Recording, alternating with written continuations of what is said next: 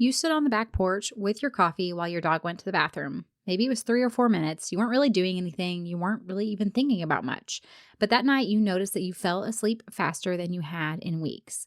You probably didn't connect the two because most moms don't. But the morning daylight that hit your eyes while your dog was going to the bathroom and doing their thing was your body's signal, really the strongest signal that the day had started. And your brain used that signal to time the hormones that put you to sleep faster 14 hours later. If sleep has been slow and just a struggle for you lately, the fix is often not at bedtime, although there are things there that can help. It's not even at lunch. It is in that first hour when you wake up. So let's talk about it. Welcome to Chronic Illness Moms. If you're more than just a tired mom, I'm talking trying to make it through the day without crashing by noon while raising neurodivergent kids, you're not alone. I'm Ashley, a wife, mom, and certified health coach. I have lived with autoimmune disease and flare-ups that made everyday life feel harder than it should. After years of pushing through and burning out, I learned how much stress, poor sleep, and nervous system overload were driving my symptoms. Everything changed when I started building small, realistic habits that actually supported my body instead of fighting it. In this podcast, you'll learn simple habits that help you to feel better. So pop in your earbuds and take a break from the chaos. It's you time. We have definitely had seasons in our home where sleep has been a struggle. As I've shared before, we had 4 kids in basically 3.5 years because we have a set of twins. And so we know all about those seasons of just not getting a lot of sleep.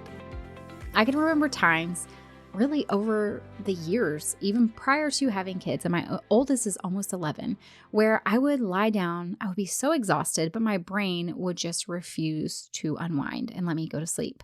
There would also be times whenever I would sleep for what I thought was, 7 or 8 hours, but I would still wake up exhausted.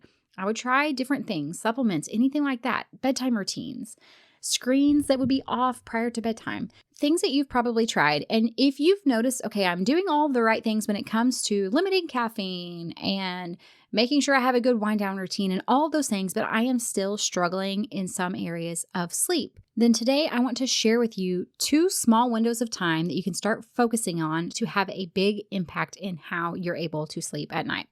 Okay, so today we're going to be talking about those small, really doable nervous system routines that allow you to sleep better. We know good quality sleep is a huge part of being able to recover from the stress that we're experiencing, really for our body to recover in general. And I think you're going to be surprised by how little it takes in order for you to focus on these 2 windows of time. Specifically, it revolves around daylight and the timing of when your eyes are exposed to daylight. Because here's the part that a lot of the just go outside more advice misses, is that not all daylight, not the type of rays that are viewable to your eyes, it is not all the same. So there are 2 short windows, which is sunrise and also sunset, which do the most for you when it comes to regulating your sleep. We have the middle of the day, and that's really a great time to go outside. And yes, you're going to be absorbing vitamin D, things like that, but it's really not the most important when it comes to regulating your sleep. So we're going to be talking about why morning light and also sunset is the single strongest signal for your nervous system. We're going to talk about why sunlight is that close second, and then the 2 doorway practices you can try this week without rearranging your schedule, your kids, or having to completely overhaul your life, but still notice an impact in your sleep. Okay, so the first thing is daylight. So your body runs on something which is called a circadian rhythm, which is just basically your internal clock. It controls when you're awake, when you're asleep. It really is impacted on what, your wake sleep cycle impacts what hormones are released, your body temperature, your energy throughout the day. Daylight is the strongest signal that your brain receives to set that clock. Specifically, when that light is hitting your eyes, not just your skin, but we need to actually be looking at, now I'm not saying you need to look straight at the sun, but we are visually seeing with our eyes the spectrum of light. So not coming through a closed curtain, not through a window, actually going outside and seeing it. The reason why is because morning sunlight will suppress the production of melatonin, which is your sleep hormone. And that hormone, basically it's suppressing it. If we can get up early with sunrise and we're suppressing it early in the day, then your body is going to be around 12 to 14 hours later, it's going to start producing melatonin again, because we're talking about that circadian rhythm. circadian cycle that you have. And so when we can focus on getting that early morning sunlight, not only does it cue our body to stop producing melatonin, okay, it's daylight now, stop producing melatonin, but it is also naturally setting us up for the release of melatonin 12 to 14 hours later, especially when we are also making sure we're not doing any kind of activities that would prevent that production or that natural cycle of melatonin later in the night. So for instance, caffeine, screens, things like that. So even getting outside for 10 minutes, doesn't have to be very long at all. Standing outside for 10 minutes, morning sunlight, especially as the sun is rising, making sure you're not wearing glasses or anything like that, making sure you're not trying to look out of a window, anything that would help, that would essentially block you from your eyes from taking in the rays of the sun. Again, I'm not telling you to go look directly at the sun, but essentially this is the goal here. Aiming for 10 minutes of outside time in the morning, making sure we are getting out there for that early morning sunrise. It doesn't have to be right at sunrise, but getting out there in the early morning, getting that daylight, it's setting that signal and that cue for your body that really is going to set you up for success the rest of the day. And I want to say, sometimes people think, okay, well, I could just look through a window, or I'm seeing the daylight from inside my house. And the thing is, it is not anywhere near as bright. The indoor lighting is not anywhere near as bright as you getting outside, looking at the sun. Also, there has been research that really does show that the rays of the sun specifically, it changes, and how your brain interprets that changes based off of sunrise and also sunset. So we know sunrise turns off the production of melatonin. And then we're going to talk about sunset in a minute, but just a little bit of a spoiler, it actually turns on the production of melatonin. And that is why when sometimes we think, okay, well, I could just do indoor light. It is not the same. So just keep that in mind. Okay, so here's the goal. Within the first hour of waking, your brain is looking for one thing. Basically, it's just confirmation. Is it daylight? Is it time for me to get up? Is it time for me to start the day? So having that real daylight in your eyes is that confirmation to your body, to your brain. So when that first morning light hits, a few things are going to kick into gear. Your cortisol, which is that hormone, it's our stress hormone, but it also wakes you up and helps you to feel alert. That is going to get a nice bump in the morning with that response and that visual cue of daylight. Your brain is also, like I said, it's going to set that clock for melatonin to release anywhere from 12 to 16 hours later after that initial signal from morning light. So if you are starting your morning just with indoor lights, lamps, a bathroom vanity, or a phone screen, or anything like that, your brain is not really getting that strong, this is morning signal in order to get things going. So that melatonin production isn't necessarily shutting off. Cortisol's a little bit muddier. You're not getting that good boost that's going to give you that energy boost. And so this can really create that impact of why you find yourself just exhausted. Maybe you're lying around in bed at 11 p.m. and thinking, oh my goodness, I'm exhausted, but why am I not tired? Your body is still running on that off clock because we're not giving it the very clear signals that it needs in order to set us up for the kind of sleep-wake cycle that we actually want. Okay, so again, if you can get out in the morning and go for an early morning walk, that's great. But for a lot of us, we don't have the capacity to do that. That's not going to happen. So even if you can just get out, grab your coffee and go sit out on your deck for 10 minutes and watch the sunrise, that right there can be a great cue to your body that it's time to start the day. It does not have to be anything major. It doesn't have to be you exerting a bunch of energy.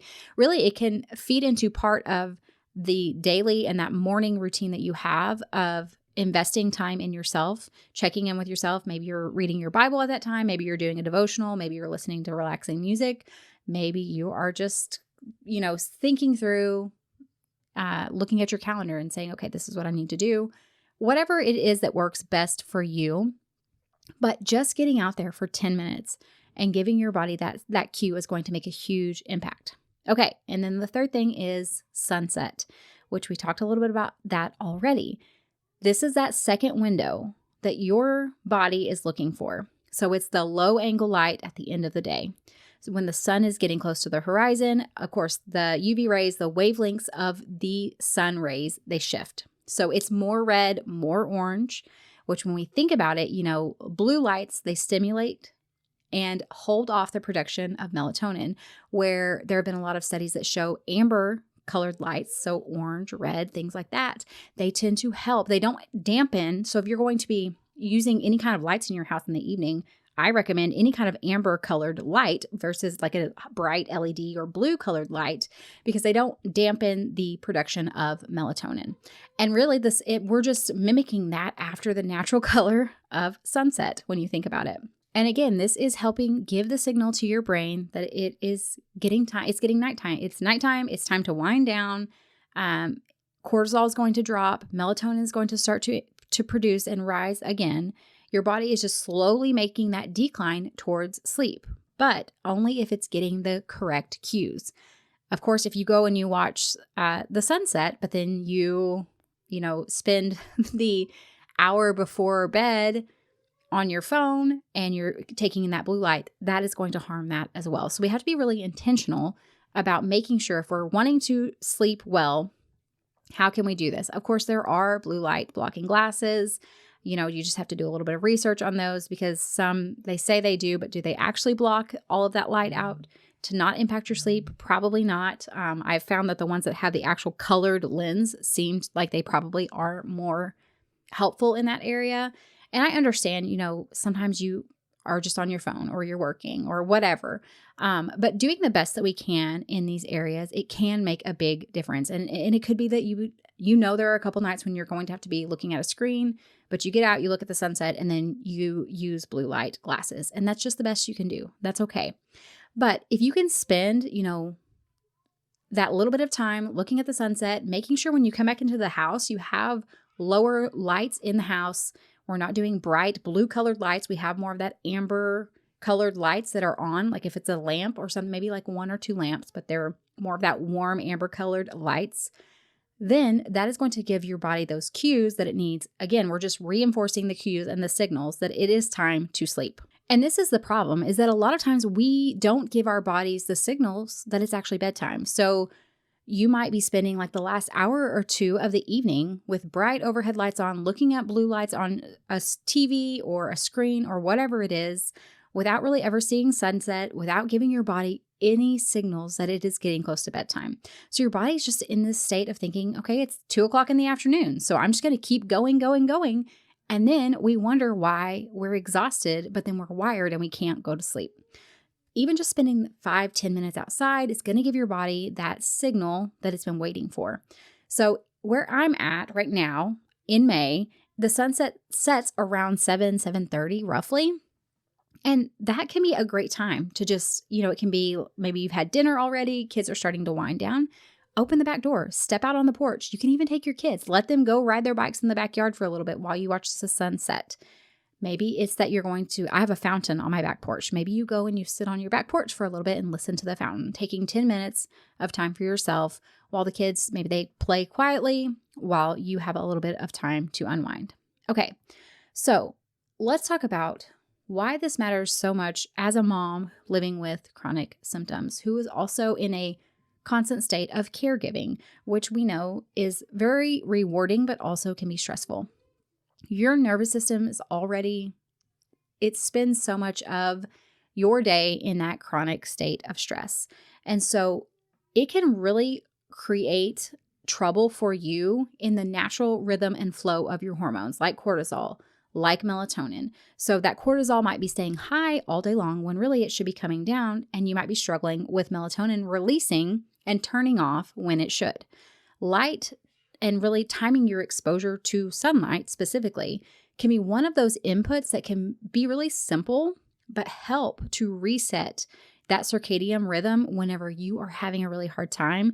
And it can be something that you can do this, 10 minutes in the morning, 10 minutes in the evening. It doesn't require you doing everything or anything else necessarily.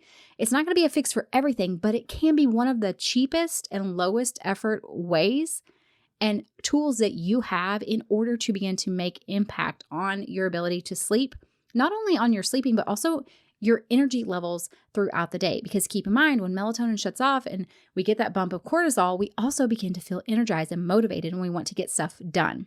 So here's what I want you to work on and focus on this week. 2 short windows of time We'll just call it morning doorway, evening doorway, because we're going outside, we're going out our doors to look at the sun. So that morning doorway time, within an hour of waking up, get your eyes outside, looking at actual daylight for 10 minutes. That's it. Do that 10 minutes a day, and then you can head back in. Maybe you're going out with a cup of coffee. Maybe you are keeping the door open while kids are getting dressed and you're monitoring them while also sitting out on the back porch. Maybe you're letting the dog out and you're sitting outside with the dog. Whatever it is that works best for you, as long as you are actually outside looking at the actual sunlight, not just sitting looking through a window or something like that. Okay, the other one is evening. So evening doorway. As the sun is starting to set, get lower, get outside for 10 minutes again. Again, like I said earlier, right now, 7:30 usually is about the time that it works, that it's starting to set enough, but you can still see. And just go out there, sit on your back porch. Or maybe you go for a 10-minute walk with your child. Whatever works best for you. Even better is let your kids go outside with you, because you are also allowing them to get their bodies to get those signals that it is time to wind down for bed as well. So maybe you have a 15-minute, like, let's go outside, go for a walk, or maybe we let you guys ride bikes for a little bit. Or right now, as we're starting to be summertime, it's maybe you go swim in the pool for 20 minutes before it's time to come back in and get ready for bed. Whatever it is that works, but I do encourage you as well. If you have kids who are struggling to sleep, this is a great resource to use for them. And you can really just expose them to this by just letting them go outside and play at very strategic times. Okay, friends. So the reason why this works is because you are giving your brain two different signals that it's really looking for. It needs these signals in order to operate the way that your body is designed to. So instead of just going from indoor lights to indoor lights, if we can do that really just short time frame of exposing ourselves to daylight, it can make such a big impact. Okay, friends, if you try this week and it does anything for you, or you just want to share how the experiment is going, I would love to hear from you. You can come join us over in our free Facebook community and share with us there. I will have a couple of posts just asking for anyone to share if they've had any experience with this, and then also how it is going. You can find the link for the Facebook group down in the show notes below. That is all for this episode. I hope you guys have a wonderful week, and I'll see you back next time. Hey friend, I hope you found today's episode helpful. If you did, would you take a minute to share it with another mom who's struggling with chronic symptoms? And leave a review on Apple Podcasts. It means the world to me to know this podcast is making a difference for you. All right, it's time for me to go tackle those snack requests, and remember that a short walk, even if the kids turn it into a race, still counts as self-care. Keep chasing those little wins. Even when it feels messy, you're making progress. The information shared in this podcast is for educational and informational purposes only and is not a substitute for professional medical advice, diagnosis, or treatment. Always consult your healthcare provider before making any changes to your health routine. I'm not a doctor, and this podcast is not intended to treat or diagnose any condition. You're the expert on your body. Listen to it and reach out to a trusted provider for support.